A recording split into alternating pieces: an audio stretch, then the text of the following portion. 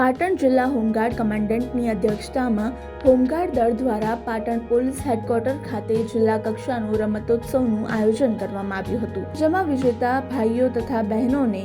જિલ્લા home guard commandant સંજયભાઈ ઠાકોરના વરદ હસ્તે પ્રમાણપત્ર આપીને પ્રોત્સાહિત કરવામાં આવ્યા હતા. કમાન્ડન્ટ જનરલ ગુજરાત રાજ્ય હોમગાર્ડ્સના આદેશથી સંજયભાઈ ઠાકોર કમાન્ડન્ટ જિલ્લા હોમગાર્ડ્સ દ્વારા પણ પાટણ જિલ્લાના તમામ યુનિટના હોમગાર્ડ સભ્યો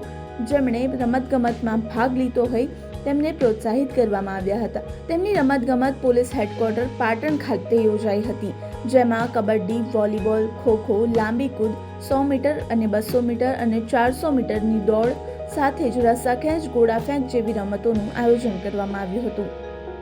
આ પ્રસંગે જિલ્લા commandant Sanjaybhai Thakor, company commandant Ganpatbhai Makwana, Yuvrajsinh Jadeja, head clerk Dineshbhai Parmar, Jhalakben, રમતગમતના કોચ તથા તમામ યુનિટના અધિકારીઓ તથા હોમગાર્ડ જવાનો જેમણે ભાગ લીધો હતો તેમની સાથે તાલુકા હેલ્થ કચેરી પાટણ દ્વારા મેડિકલ ટીમની પણ વ્યવસ્થા કરવામાં આવી હતી.